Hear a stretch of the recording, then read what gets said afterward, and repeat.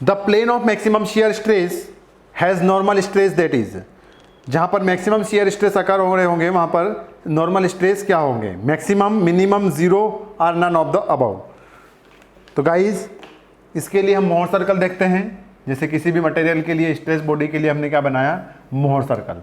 तो Mohr circle क्या होता है, जे एक्स एक्सिस रिप्रेजेंट करती है सिग्मा और that axis represented as shear stresses. ये होता है सेंटर पॉइंट और मोहर सर्कल की वर्टिकल रेडियस रिप्रेजेंट करती है मैक्सिमम शियर स्ट्रेस। अब उसने बोला है कि maximum shear stress and that point, ये सेंटर पॉइंट होता है और मोहर सर्कल का सेंटर पॉइंट कितना होता है, sigma x plus sigma y by 2। Clear? And that point is your sigma maximum major principal stresses and minor principal stresses represented. तो यहाँ पर थोड़ा सा तो क्लियर हो ही गया होगा कि जब मैक्सिमम शियर स्ट्रेस अकर हो रहा होगा तब आपका ना ही मैक्सिमम या मेजर प्रिंसिपल स्ट्रेस अकर होगा और ना ही मिनिमम प्रिंसिपल स्ट्रेसेस अकर होगा। फिर जीरो होगा क्या, तो जीरो भी नहीं होगा, क्योंकि देख लीजिए आप यहाँ पर कुछ ना कुछ वैल्यूज आपकी अकर कर रही है, sigma x plus sigma y by 2। तो फिर क्या होगा, नन ऑफ दी अबव, मतलब इन दोनों के बीच की कुछ वैल्यू हो सकती है मैक्सिमम और मिनिमम की, बट कुछ ना कुछ तो होगा, ना जीरो होगा, ना मिनिमम होगा, ना मैक्सिमम होगा। क्लियर है? तो आंसर होगा आपका नन ऑफ दी अबव। इसमें एक नोट पॉइंट करके लिख लीजिए आप, इसके साथ एक मतलब क्या बोल सकते हैं आप, एक्सेप्शन केस बोल सकते हैं, एक इंपॉर्टेंट पॉइंट क्या है कि when shaft is subjected to pure torsion, मतलब अगर किसी शाफ्ट पर प्योरली टॉर्शन ही डेवलप हो रहा है, मतलब दूसरा ना तो बेंडिंग मूवमेंट ना दूसरे स्ट्रेसेस डेवलप हो रहे हैं, सिर्फ उस पर प्योर टॉर्शन या ट्विस्टिंग डेवलप करवाई है आपने, तो देन उस बॉडी में क्या होगा, तो उस शाफ्ट में सिर्फ शियर स्ट्रेस डेवलप होंगे, नॉर्मल स्ट्रेस नहीं होंगे। ये पॉइंट लिख रहे हैं आप। When shaft is subjected to pure torsion the normal stress in plane of maximum shear will be 0. And second point, while for other cases normal stress will exist in the plane of maximum shear stress. तो other cases के लिए हमने ये देखा है, और shaft में क्या होता है कि जब भी आपका ट्विस्टिंग डेवलप होता है प्योर, तब आपका सिर्फ शियर स्ट्रेस डेवलप होता है। तो अगर इस ऑप्शंस में क्या होता है, जीरो, और डी ऑप्शंस की जगह ये होता है कि जीरो और फिर एनी अदर स्ट्रेसेस अकर या एनी अदर वैल्यूज, तो वो ऑप्शन ज़्यादा सही होता है, क्योंकि सिर्फ जीरो नहीं होता है, जीरो या फिर एनी अदर वैल्यूज में भी possible. Clear? Then next question फिर आपका एक मोहर सर्कल से कंसेप्ट पर है, देखते हैं। अ 2 dimensional fluid element rotates like a rigid body at a point with in the element the pressure is 1 unit, मतलब उसके चारों तरफ कितना प्रेशर लग रहा है, 1 यूनिट का।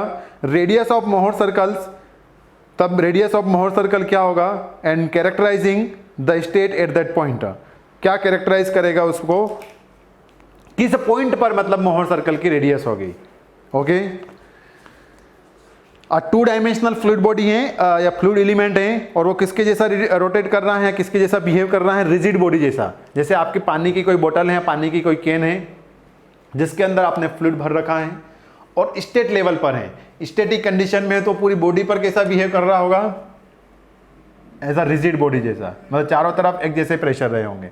तो उसने बोल दिया है कि चारों तरफ आपके एक जैसे प्रेशर से हैं, और वो प्रेशर कितना है, P, मतलब चारों तरफ से आपके पास एक जैसा प्रेशर या स्ट्रेसेस डेवलप हो रहा है।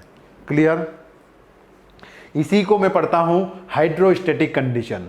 क्या पढ़ते हैं आप, फ्लूइड में इसको हाइड्रोस्टैटिक कंडीशन पढ़ते हैं, और सॉलिड में अगर चारों तरफ प्रेशर एक जैसा हो, जैसे आपकी जो बिल्डिंग है, तो बिल्डिंग क्या है, स्टैटिक सिचुएशन में, न वो अप हो रही है, ना डाउन हो रही है, न अप फॉरवर्ड हो रही है, ना बैकवर्ड हो रही है, जहाँ पर स्टेबल है वहीं पर है, तो उस सिचुएशंस को आप पढ़ते हैं स्फेरिकल स्ट्रेस कंडीशन। तो ये दोनों सिचुएशंस एक जैसी होती हैं, बस फ्लूइड में इसको हाइड्रोस्टैटिक कंडीशन पढ़ते हैं और सॉलिड में इसको स्फेरिकल स्ट्रेस सिचुएशंस पढ़ते हैं।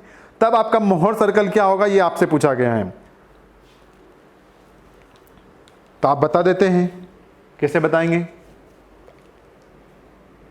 अगर आपको क्या निकालना है, रेडियस निकालना है, तो रेडियस कैसे निकालेंगे, टाउ मैक्सिमम ही आपको रेडियस देगा। तो रेडियस कितना होगा, sigma root of sigma x minus sigma y by 2 whole square plus tau x y. Guys जब आप चारों तरफ से प्रेशर सेम हो तो शियर स्ट्रेसेस क्या होंगे, 0 डेवलप होंगे, तो शियर स्ट्रेस इज 0। फिर आपको बोल दिया है कि सिग्मा एक्स और सिग्मा वाई की वैल्यू क्या है, बराबर है। तो अगर मैं p minus p by 2 whole square plus 0, तो मीन्स यही क्या है आपकी रेडियस ऑफ मोहर सर्कल। तो रेडियस कितना निकल कर आया, 0।